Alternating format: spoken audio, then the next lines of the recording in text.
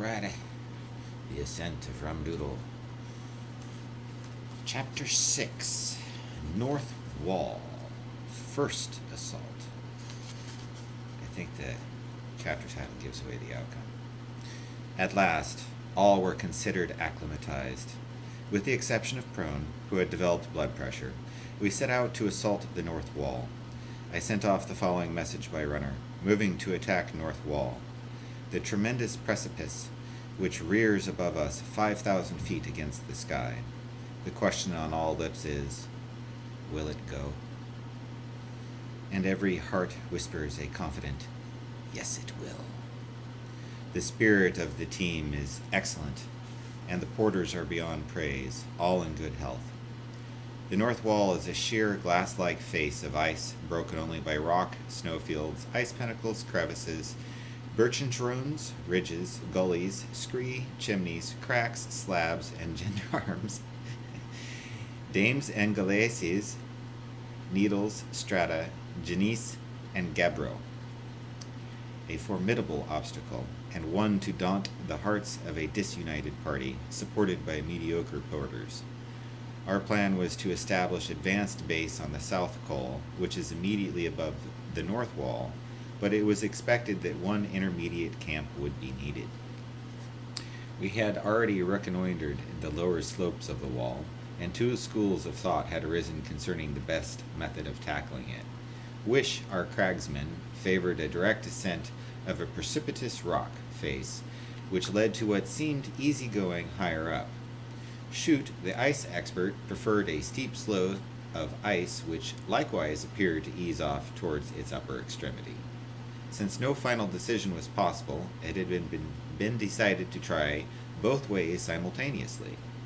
Shoot and Jungle would tackle the ice, Wish and Burnley would attack the rock, Constant and I, after tidying up at base, would follow on to support either party. Constant and I moved off shortly after midday, and we had not yet left the glacier when my radio buzzed. It was Jungle in a high state of excitement. Shoot was stuck halfway up his ice field, having lost his ice axe and being afraid to come down. Jungle's own axe was sunk in the ice with the rope belayed to it. He dared not remove it in case Shoot should fall. Would we please come and help him? This was alarming news.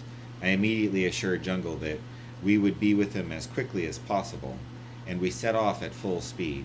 But we had gone no more than a few paces when Constant disappeared into a crevasse. The rope tightened between us, and I was jerked on to my face. In the excitement, I let go of my ice axe and found myself being pulled towards the lip of the crevasse with no means of stopping myself. I was within 2 yards of the edge when I stopped. The rope had cut into the ice, and the increased friction had saved me. But it was a desperate situation. When I tried to rise, the rope pulled me forward as Constant fell still further. Only by lying spread-eagled could I get sufficient friction to halt his fall. I could do nothing to save Constant. Unless help came, there was no hope for us. Our only chance was the radio. With my heart in my mouth, I edged my right hand nearer and nearer, and at last I was able to place the apparatus near my face. I called up Burley and Wish. The former replied, and I asked him to hurry to our help. To my consternation, he informed me that they too were in difficulties. Wish was stuck halfway up his rock face, being unable to move up or down. Burley was completely exhausted. Evidently, he had not fully acclimatized. He had himself been on the point of calling for help. There was only one solution. Jungle must leave Shoot, who at least was belayed to Jungle's ice axe, and come to our help. The three of us would then rescue the others. Jungle acknowledged his instructions and told us he was setting off.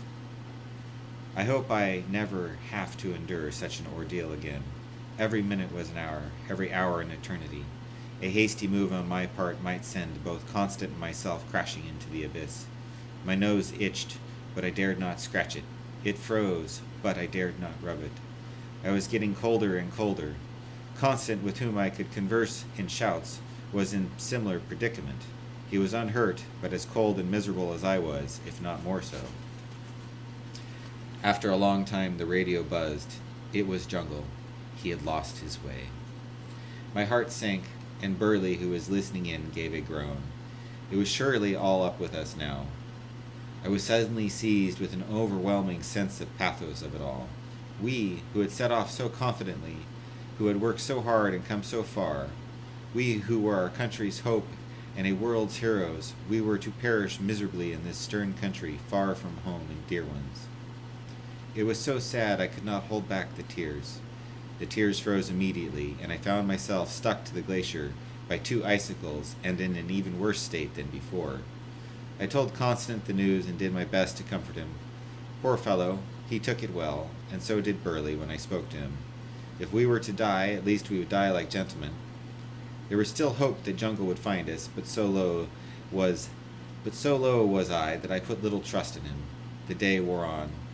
I was, I think, half unconscious when an idea came to me. The porters! They had saved us before. Could they save us again? The only way of communicating with them was via prone. None of the porters would touch the radio. I think they thought of it as witchcraft. The question was prone within hearing of a radio? Was the radio operational? And if he was, was he in fit condition to answer it? Sorry, too many wases in that sentence. Whew. I called and waited again, and went on calling. I became frantic with anxiety. Then I realized I was doing it wrong. I stopped buzzing and spoke into the microphone. Binder to Ailing, are you receiving me? Over. And then came words that will ring in my ears to my dying day. Ailing to Binder, receiving you loud and clear, are you receiving me? Over. I could have wept, had not the icicles been a reminder of the folly of doing so. I explained the situation to Prone and asked him to get Bang. He did so, and I began the difficult business of instructing him. Constant translated my messages into Yogastani, and I passed them on as accurately as I could to Prone, who gave them at third hand to Bing. It was hopeless. My stomach and Prone's were quite unused to pronouncing Yogastani. The noises we produced would have been a disgrace in any company. As vehicles of communication, they were a total failure. Constance said that the replies which I passed on to him bore no relation at all to the problem under consideration. They would, he said, if uttered in the streets of Chaikahosi, result in imprisonment for life. If not worse, they were, he imagined, without precedent or parallel in the whole history of the spoken language. He himself had never imagined that such statements were possible. If he ever came out of the crevasse alive, he would have to reconsider his whole philosophy in the light of what I had said. He begged me to keep my stomach closed and tell if prone to do the same. If the least suspicion of what he, Bale, heard should reach the ears of Bang, the result might well be a massacre. At the very least, the porters would desert or would be incapacitated for further work. This was serious. There remained one hope. Was Prone fit to travel? No, he said, it was out of the question. His legs would not support him. But could he be carried? Yes, he was fit enough for that. And so it was arranged. Again we waited, but this time in high hope. Prone, carried by the Bang, gave us a running commentary of his progress. Then they were on us. Bing, short and immensely powerful, with Prone, pick-a-pack. Bung, shorter still, but equally sturdy, and a third porter, Bo, by name, who was even shorter and sturdier.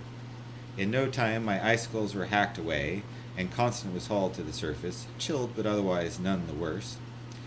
Bing and Bung were dispatched to the rescue of the others, while Constant and I staggered back to base camp, accompanied by Bo with Prone on his back. The others returned within the hour. Bing had climbed up to shoot and brought him down under his arm, and later done the same for Wish. Both were shaken by their ordeal and had to be treated with champagne. Burley, who had been carried back, went to bed with a bottle. The question now was, where was Jungle? We called him by radio but failed to make contact. Shute said that we had probably seen the last of him. He would turn up next year in Vladivostok, or the year after that in Valparaiso, and write a book entitled Route, Finding in Asia and America. He said that since Jungle was aiming for base camp, it was a mathematical certainty that he would never reach it. We had better forget about it. I could only conclude that Shute was still suffering from shock. A search party was clearly the thing, but none of us was fit to go out again. Could the porters help us? Constant put it to Bang. The latter immediately called out the porters and made them form a straight line with one end at the camp and the other far out on the glacier. With the camp as center, they described a circle, and it was not long before Jungle was caught and restored to us, tired but sound.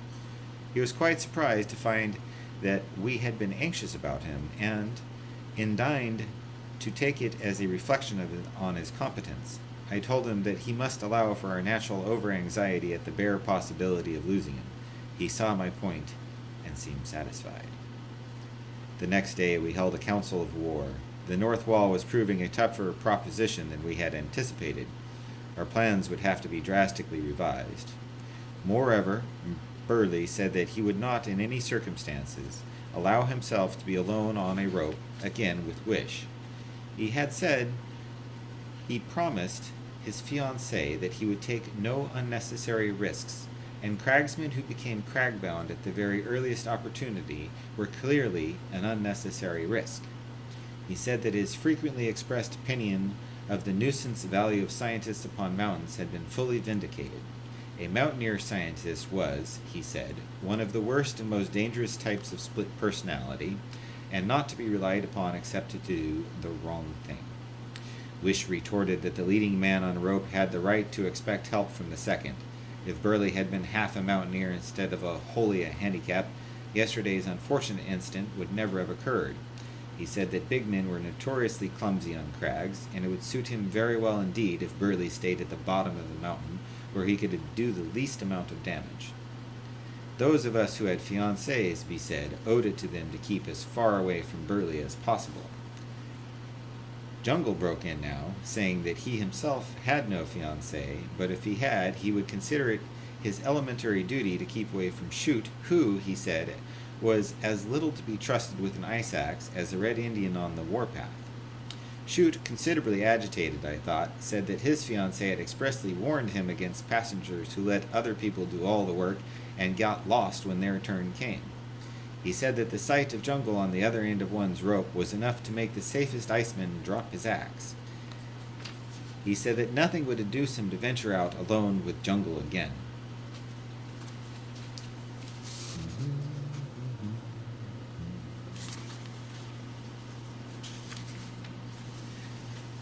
All of this was somewhat bewildering. It was quite clear, of course, that my companions had not yet recovered from their recent shaking up. That portion of their remarks which was not friendly, plain speaking, was doubtlessly due to nervous reaction from their ordeal. In a day or two they would be their normal hearty selves again. In the meantime I had the responsibility of nursing two friendships, and this did not promise to be easy. My mind was further confused by trying to decide who had a fiancée and who had not. In the end, all I could think of was to remind them again that Doodle was not Mont Blanc. Shoot said that he was glad to be reminded of this, as he had completely forgotten the fact. He asked me if I could recall any of Totter's remarks on the subject which might be of help to him in future. I quoted to him Totter's famous remark: "To climb Mont Blanc is one thing, to climb Doodle is quite another." Shoot thanked me and said that was one of the soundest things he had ever heard. It would, he said, be a great inspiration to him. He would be quite conscious in the future that he was not on Mont Blanc, and would behave accordingly. He said that he had been oil Mont Blanc, he would have been delighted to have Jungle as his partner. As, however, he was not on Mont Blanc, but on Doodle, he insisted on having a third person on the rope, preferably a porter. This seemed reasonable enough. Yesterday's lesson was that two on a rope were ill-fitted to cope with an emergency. A porter with each pair would greatly increase our factor of safety. But since the bivouac tents were made to accommodate two, it would have to be four on a rope, 2 Europeans, 2 porters.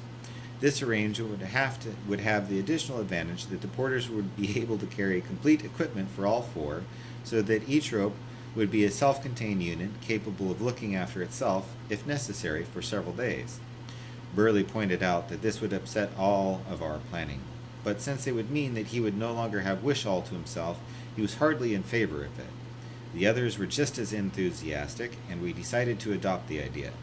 I was greatly pleased by our unanimity, which seemed to me to reflect the spirit of the expedition.